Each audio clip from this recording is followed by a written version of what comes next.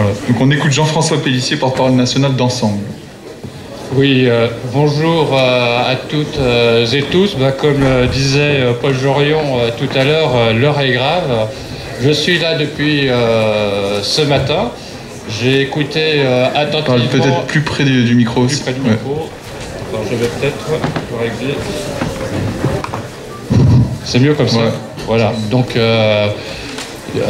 disais-je donc, j'ai écouté d'ailleurs comme beaucoup de militants d'Ensemble, dont le sous-titre Mouvement pour une alternative de gauche et écologiste, ce qui s'est dit ce matin.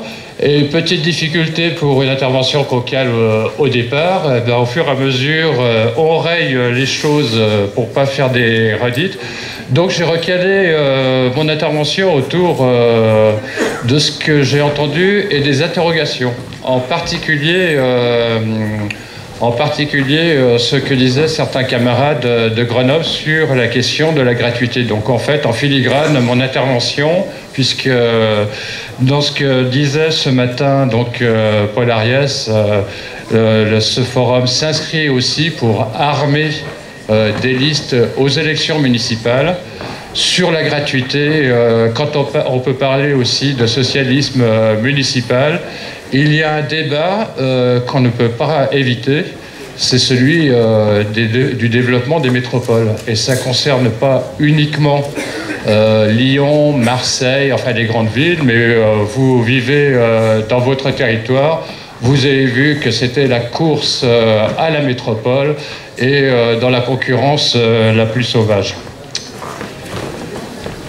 D'abord, un petit considérant, puisque Paul disait que cette journée se déroule 10 ans après des journées similaires et que le thème c'est gratuité versus capitalisme.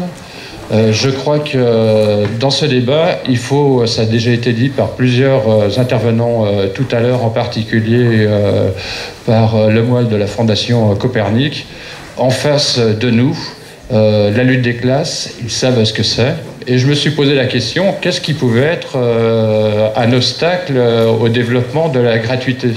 Si je parlais des copains de Grenoble, je ne suis pas grenoblois, hein, j'habite à Paris, mais ayant eu un mandat de maire adjoint dans la mairie du 13e arrondissement et un mandat de conseiller régional dans la dernière mandature, je me suis toujours posé la question, dans mon mandat d'élu, quand est-ce qu'on franchissait la ligne jaune dans les engagements qu'on a pris. Dans la période, en préliminaire, je dirais que depuis 10 ans, il s'est passé beaucoup de choses. Un recul, comme vous le savez, du succès dans les luttes sociales, sur les retraites, je pourrais énumérer, etc. Et en même temps, finalement, un chaos créatif qui s'est développé autour de la défense des territoires ou des terres agricoles, autour des grands projets inutiles et imposés. Nous sommes le 5 janvier. Dans une semaine, c'est une date anniversaire, à mon avis, qui est très importante. C'est l'abandon de l'aéroport de Notre-Dame-des-Landes. L'aéroport de Notre-Dame-des-Landes, la lutte n'est pas terminée, puisque maintenant, il va y avoir une lutte autour de la maîtrise des terres. Mais c'est quand même à la fois une expérience de lutte, une expérimentation de gratuité, et aussi des mises en commun. Et en fait, l'aéroport de Notre-Dame-des-Landes, par quoi il était motivé ? Par la métropolisation, puisqu'il s'agissait, je ne vous fais pas l'histoire ici, j'en ai pas le temps, tout le monde sait ici que c'est le maire de Nantes, ensuite ministre, qui tenait absolument à avoir un aéroport pour la métropole de Nantes. Premier point. Deuxième point, vous lisez peut-être la presse. En Île-de-France, dont je suis, et là je fais mon mea culpa là-dessus, Il y a eu tout un débat, j'ai entendu les arguments échangés ce matin sur la question de la gratuité, sur les questions d'échelle. J'ai pas le temps de développer, mais il y a tout un débat technique, financier, etc., qui dit que, par exemple, la gratuité pourrait être possible dans les petites métropoles, mais pas pour les grandes métropoles, pour des questions d'investissement, etc. Je n'ai pas le temps de développer, vous connaissez les arguments. D'ailleurs, j'ai lu un excellent argumentaire qui est distribué, qui donne très bien le contre-argumentaire. Or, il se trouve que 2 rapports sont sortis récemment en Île-de-France, et que la gratuité des tarifs, la gratuité des transports publics en Île-de-France est enfin mise à l'agenda. Si je dis ça, c'est que c'est un débat sur lequel il faut qu'on se glisse et dont on s'empare nationalement, parce que malheureusement, l'Île-de-France, c'est la région la plus riche. Il y a un projet de métropolisation de l'Île-de-France qui est adossé à des transports, c'est pas neutre. Et comme vous le savez, si vous lisez les journaux, ce projet du Grand Paris, le coût s'envole. C'est maintenant 54 milliards d'euros et il ne sera pas tenu alors qu'il voulait être tenu pour les Jeux Olympiques. J'ai entendu aussi les camarades de Grenoble dire une chose qui m'a un peu surpris. L'idée simple des transports collectifs, ce serait de dire que grâce aux transports collectifs, on va sauver la planète, l'empreinte carbone, parce que c'est la panacée à tout. En fait, c'est pas aussi simple. Le développement de la métropole de Paris, pour faire simple, parce que je sens que le temps passe, c'est une expérimentation, mais ça se fait partout dans toutes les métropoles.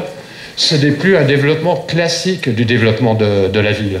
J'aime bien l'image du développement de la métropole en méduse.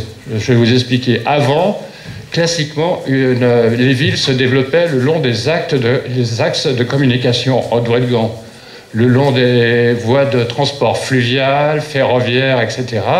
Et le projet du Grand Paris Express, c'est complètement différent.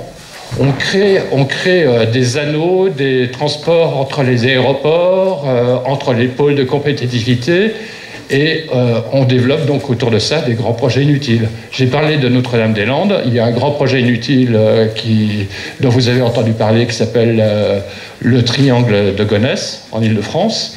Et en fait, dans le projet du Paris Express, pour monsieur Imauchan, donc le propriétaire d'Auchan, pour faire ce grand projet mégalomaniaque entre 2 grands aéroports parisiens, le Bourget et Charles de Gaulle Étoile, on va planter une gare, le triangle de Gonesse, en plein champ, dans les terres agricoles qui sont les plus riches de France, voire du monde. Les seules terres aussi riches, qui n'ont pas besoin d'engrais en plus, on les retrouve en Ukraine. Tout ça pour dire que la gratuité, moi je suis pour la gratuité dans tous les domaines, y compris dans les transports. Mais quand on parle du financement, et Paul l'avait bien souligné, il faut que qu'on parle bien du coût et pas du prix. Dans le coût, il y a aussi des choix métropolitains. L'histoire du développement, et je termine là-dessus, en méduse, c'est que le résultat de ce schéma de transport va enserrer des grandes terres agricoles d'Île-de-France. Et on sait bien que même si sur le papier on dit mais on va sauver quelques centaines d'hectares de terres agricoles, le mouvement naturel de l'urbanisation, à partir du moment où elles sont enserrées, elles seront urbanisées, ce qui pose un problème de prédation des terres agricoles. Ça pose un problème aussi par rapport au climat, par rapport au puits carbone. Et c'est vraiment une prédation donc, des terres agricoles qui nuisent aussi aux questions d'autosuffisance alimentaire.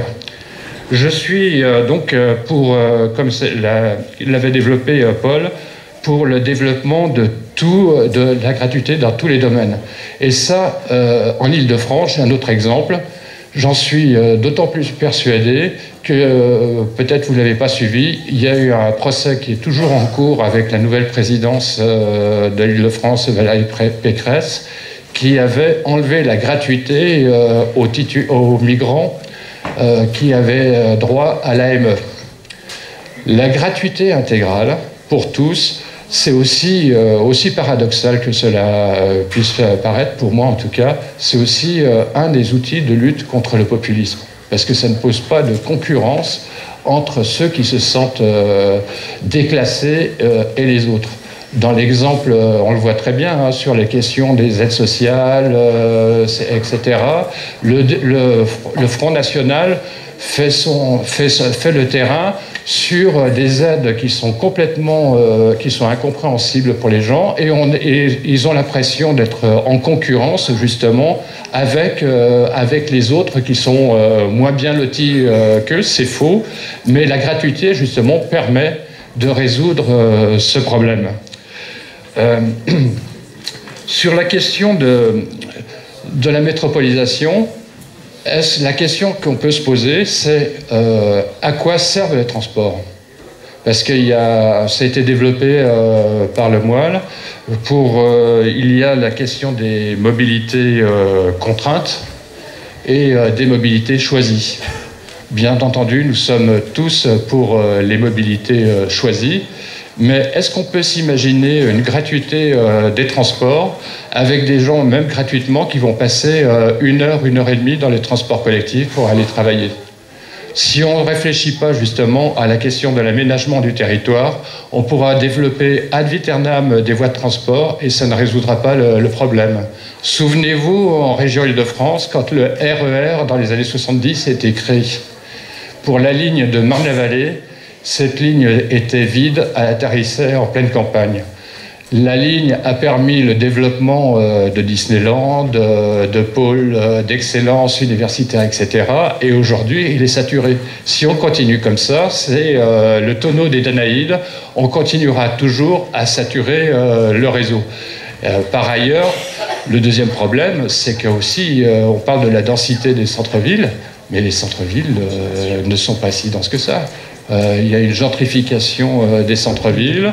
Il y a aussi le phénomène de marchandisation de location et des locations. Je cite l'exemple de Airbnb à Paris, mais c'est vrai, y compris dans les campagnes, en bord de mer, dans les petites villes. Il y a des spéculateurs qui achètent des immeubles uniquement pour louer justement à des touristes, et les gens ne trouvent plus à se loger. Je regrette que Droit au logement... Ah, il faut arrêter. Oui, il faut. Donc, j'aurais plein de choses encore à dire. Donc, c'est simplement pour dire que la gratuité du logement social, c'est quand même quelque chose qui est extrêmement important. Il ne faut pas vendre ce patrimoine, puisque le DAL n'a pas pu venir, je tenais à le dire. Et donc, en conclusion, je dirais que sur la question des élus et de la gratuité, parce que ça, il faut qu'on y réfléchisse dans les programmes municipaux et se tenir quand même à nos objectifs, réfléchir à ce qu'est la métropole. Il faut préférer, bien entendu, à la concurrence les coopérations, et c'est dans les coopérations que se développeront le mieux vivre, comme il était cité ce matin.